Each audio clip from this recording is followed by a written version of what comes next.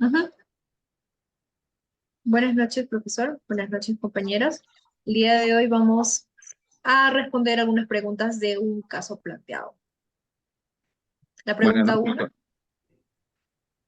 buenas noches con todos. Mi nombre es Gerson Castilla Bejar, estudiante de la Facultad de Derecho, mi RNC 27908. En vista del contexto económico actual, las dos principales causas de la inflación desbordada desde la oferta y la demanda agregada son dos. Uno, el aumento de la demanda agregada. Esto significa que la demanda de bienes y servicios supera la capacidad económica para producirlos. Es decir, se genera presión al alza sobre los precios. Esto puede ocurrir debido a un aumento en el gasto del consumidor e inversiones empresariales o gastos públicos sin un aumento correspondiente en la capacidad productiva de la economía. Dos, la escasez de oferta agregada. Si la capacidad productiva de una economía no puede mantenerse al día con la demanda, ya sea debido a un cuello de botella en la producción, escasez de materias primas o limitaciones en la mano de obra, los precios tienden a subir. Cuando la oferta de bienes y servicios es insuficiente ah, para satisfacer la demanda existente, los precios tienden a aumentar, lo que puede llevar a una inflación desbordada. Gracias. Doy paso a mi compañero.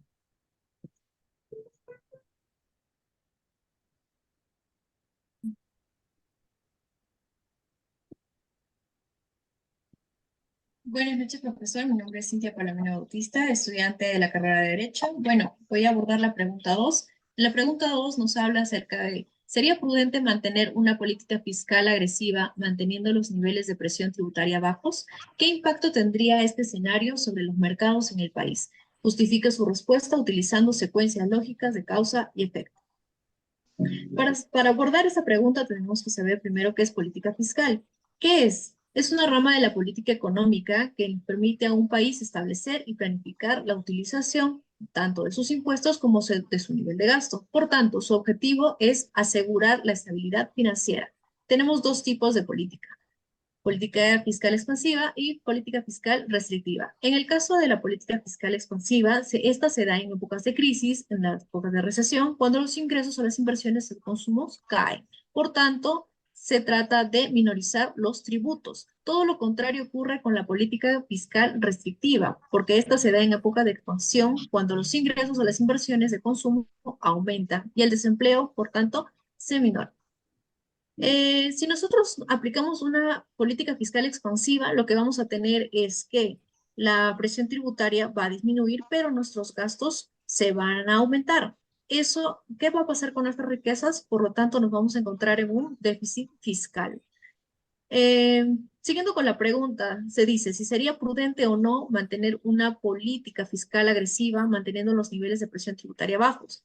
En este escenario, yo creo que no sería prudente seguir manteniendo una política fiscal agresiva con niveles de presión tributaria bajos debido al sobrecalentamiento económico en el gobierno, que se recurre a un endeudamiento constante a causa de que el gobierno llega a tener déficit fiscal debido al no retorno de inversiones públicas reflejadas en la escasez de la proporción de oferta de bienes y servicios. Por tanto, en un mercado nacional esto se ve afectado y si esto sigue, se incrementa el déficit fiscal, paulatinamente podríamos estar en riesgo de una posible inflación. A continuación, la pregunta 3. Buenas noches, docente. En esta oportunidad, el que le habla es David Lobardo Orihuela, estudiante de la carrera de Derecho. Bueno, en esta oportunidad voy a responderle la pregunta número 3. Ya. ¿Sería prudente adoptar la medida de filtración de precios establecidos por su contrincante? ¿Qué efecto tendría este control de precios sobre la oferta y demanda de un mercado en específico? Justifica su respuesta utilizando el ejemplo de un mercado o un bien en concreto. Bueno, número 1. Es importante comprender que la fijación de precios implica establecer el valor de venta de un bien o servicio de manera que beneficie tanto al vendedor como al comprador. La intervención estatal en este proceso generalmente busca prevenir o mitigar el impacto a corto o medio plazo de una posible crisis económica a través de medidas como subsidios, precios mínimos o máximos y estímulos fiscales. Número 2. El control del Estado en la economía es regular. Por lo tanto, su intervención puede ser conveniente si se prevé una crisis económica de gran magnitud en el mercado de los próximos meses. Sin embargo, se debe tener cuidado con la intervención excesiva, ya que podría provocar una reacción contraria por parte de otros agentes económicos, desalentando su participación o generando un desequilibrio en el mercado. En este sentido, el la intervención estatal debe ser equilibrada para su evitar efectivo no deseado. Bueno, pasamos a los ejemplos. Mayormente en muchos países, el bien que se ve intervenido en la fijación de precios en el combustible, este, al ser uno de los principales bienes y que se ve afectado internacionalmente, el Estado lo hace mayormente con el subsidio, para poder mantener un precio moderado para el ofertante y demandante. Una situación donde se vio fue después de la pandemia o el comienzo del conflicto entre Ucrania y Rusia. Siguiente, por favor. Buenas noches, docente. Mi nombre es Yamnel Bustillo Rafael y soy estudiante de la carrera de Derecho. En esta oportunidad voy a responder la pregunta 4, ¿no? Que dice, ¿sería prudente adoptar las medidas de presión tributaria agresiva establecidas por su contrincante, así como la injerencia en la política monetaria del BCRP? ¿Y qué efecto tendrían estas decisiones sobre la oferta de un mercado en específico? El siguiente, por favor. Bien, según esta pregunta, la respuesta que yo he dado es la siguiente, ¿no? Si se adoptaran las medidas tributarias agresivas, que son propuestas por el contrincante y también por la injerencia, en este caso podríamos decir, ¿no? Que la política monetaria del Banco Central de la Reserva del Perú, o sea, tendría consecuencias relevantes para la economía. Y vamos a ver cuáles son esas consecuencias, ¿no?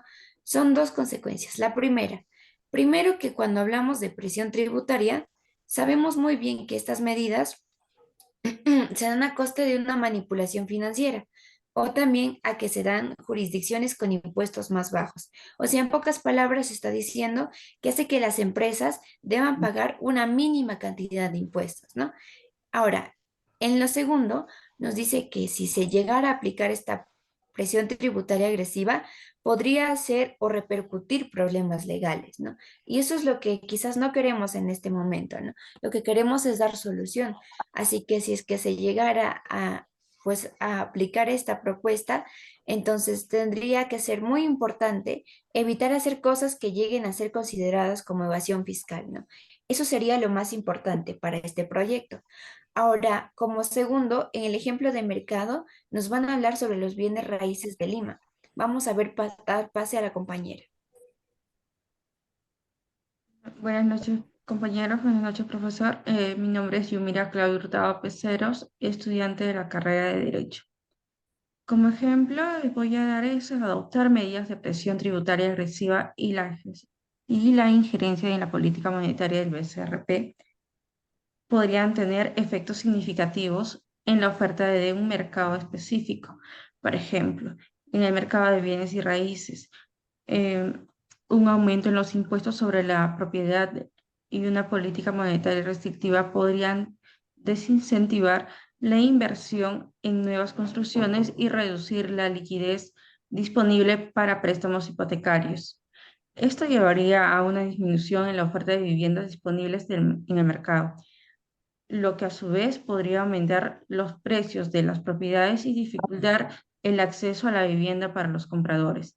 En resumen, estas medidas podrían reducir la oferta de viviendas en el mercado de bienes y raíces, lo que podría dar un impacto negativo en los precios y la accesibilidad para los consumidores. Como ejemplo, aparte de investigación, Carlos Parodi, profesor e investigador de la Universidad Pontificia Pacífico, perdón, nos explica que esto se refiere al porcentaje de la producción de un país que es recaudada por los gobiernos y que en el Perú asciende a un 14%.